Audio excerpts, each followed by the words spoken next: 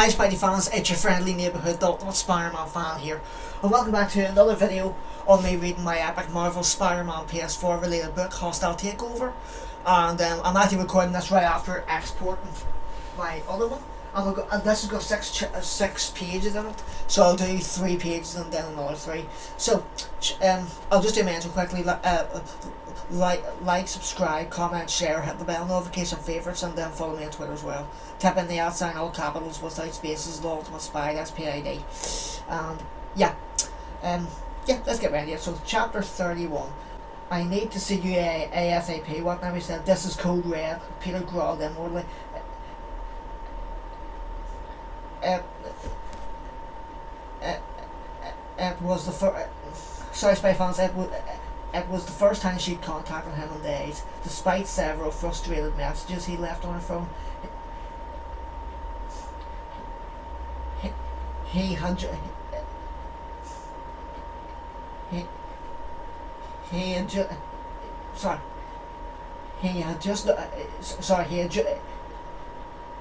just walked into his apartment after a 12-hour shift at the lab. Toward the end of the day, the lab director had made a breakthrough and come up with a new theory about how to increase the simulated synaptic integrity in the prosthetic relays. But Peter's mind had been turning too much, and he was sent home, told to eat something and shower and be back in 2 hours. What's going on? He asked. What now? Just get over here, it's important. She gave him the location, and Peter immediately began to change. He showed up 20 minutes later, which was close to a personal best. From the vantage point of the rooftop, you could see Manhattan spread out all around him. Avengers Tower lit up the night in the distance. Car horns honked and people laughed and shouted and cried, and it all echoed through the chaos of buildings. He felt like he was supposed to.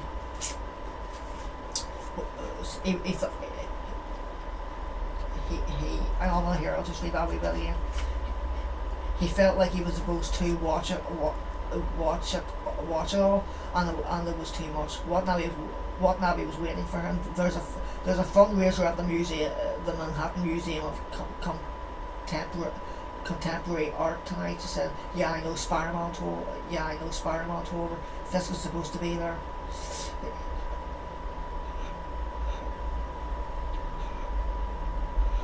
Her eyebrows shot up. Maybe she was impressed that he knew their target schedule. He wasn't about to tell her that he knew because his girlfriend was following. Said Tyler around. He'd been worried about it all day, and he planned to do some patrolling tonight to keep himself distracted. Well, we got a tip that I was going to be hit by Tombstone.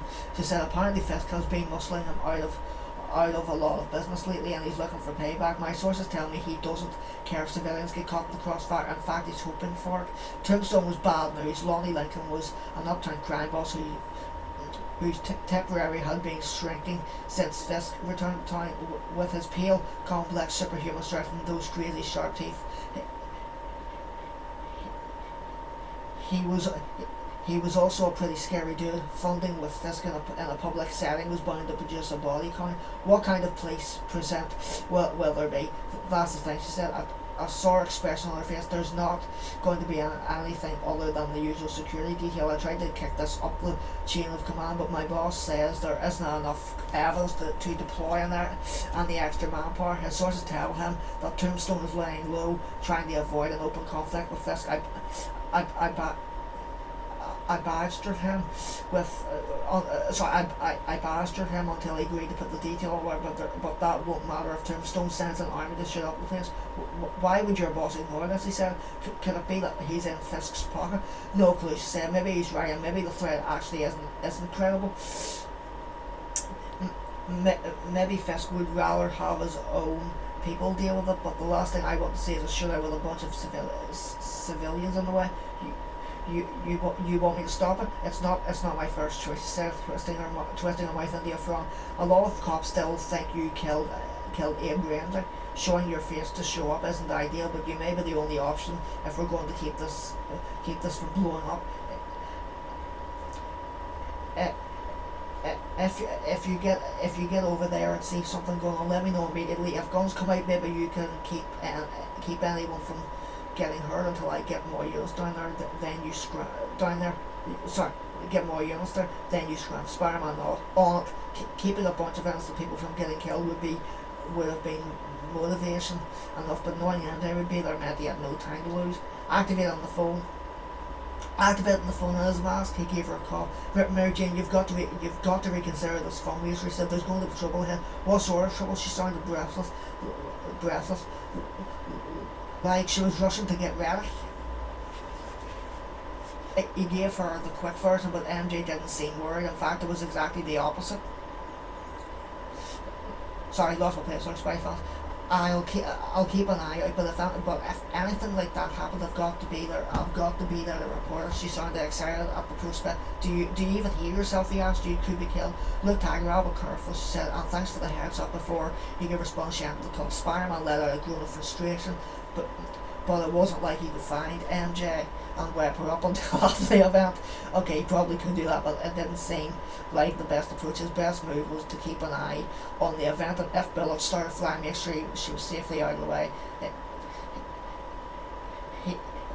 He reached the museum and found his way inside through an upper window. The events were scheduled for the main room off the entrance, and there were plenty of shadows visibles in which he could hide. Music wafted upwards, played by a string quartet. From his safe position he could peer down at the men in their suits, the women in their gowns, the waiters carrying trays of things that looked really delicious to a person who hadn't had a chance to grab dinner.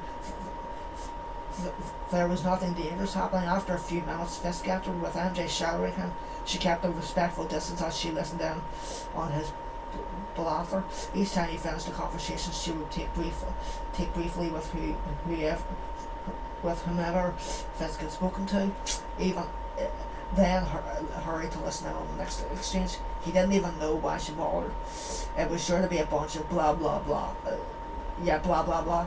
She could just write that, couldn't she? No, she probably couldn't.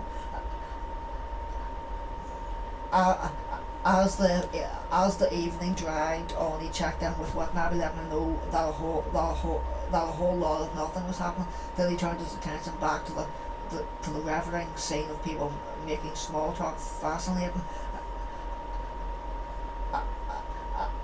And they were eating those delectable bits of food like they were no big deal. That was the privilege of being rich, I suppose. You got to stuff expensive tidbits in your mouth, while the ordinary people clung to dark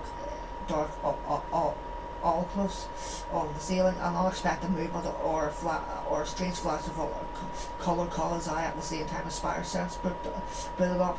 Off to one side there were three men in trench coats. They were holding guns. Peter's years of experience suggested that people dressed this way might have questionable activities in mind.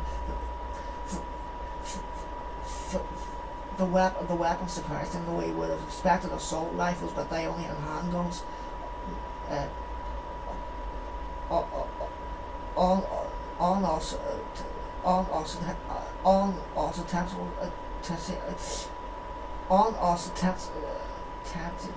can't even say that word. Sorry, Spidey-Fan. Something weapons that looked more like a policeman's service revolver than anything else. Spider-Man scanned the room again. What maybe source said there was going to be a small army coming to attack Fisk, but there was no signs of anyone but those men.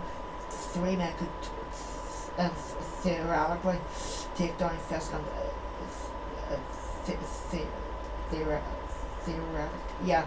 sorry, Spidey-Fans, I thought I said that wrong. The three men could theoretically take down Fisk, and they might do it with a lot less collateral. I don't know. Colorado, I don't know what that says. Critical damage. Less damage.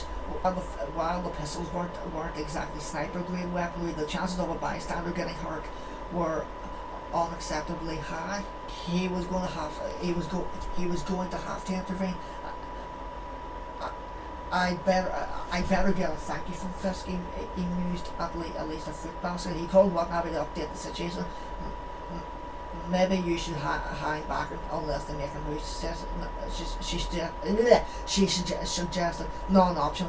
MJ was down there. Making a move isn't going to take them long, he said, and it's going to involve pieces of lead moving at high velocity. Okay, I'm calling it in. She said, hold off for as long as you can without risking anyone getting hurt. Backer will be there soon, and if you get out of there without being seen, it'll make everyone's life easier. As soon as he ended the call, he saw that the three men were moving out of the shadows and approaching the crowd. No one had noticed them yet. He shot out a web so he could swing down, but as soon as he leapt off the perch, he saw three more men in trench coat emerging from the other side of the room. That meant he couldn't take all of the invaders at once. Worse yet, once the commotion started, people would panic, and the confusion, the gunmen would have a harder time finding their target. But the risk to innocents would be much greater. He turned back to the original trial and realised that he had made a huge mistake.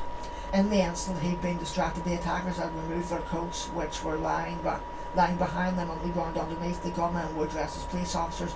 Officer under attack, one of them shouted, and he began firing his gun. Spider-Man flipped into the air, convulsing to twist away from the bullets. He could feel them zipping past him, missing him by inches. The other three men lost their coats as well and raced in, their own weapons at the ready. Worse, there were real cops in the room, and they thought their fellow officers were in danger. That would make them far more likely to shoot first and take shock later. Everything unfolded as if it were being choreographed. I think I said people shouted and ran as the real policemen rushed forward. The imposters melted it back into the crowd.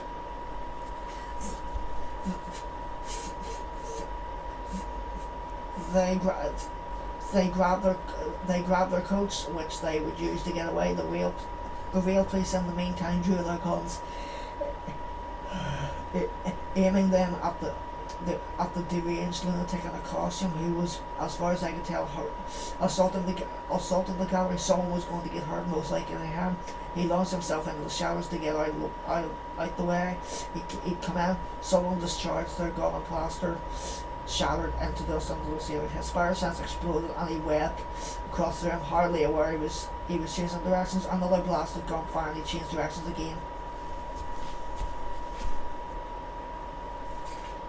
Okay, Spy fans, I'm going to end that there. That's halfway through, so we'll finish it. I'm going to finish this off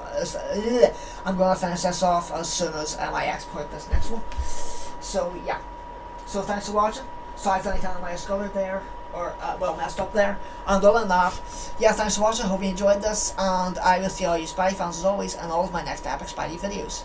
It's your friendly neighbourhood Spider Cop, over and out. Thwip thwip.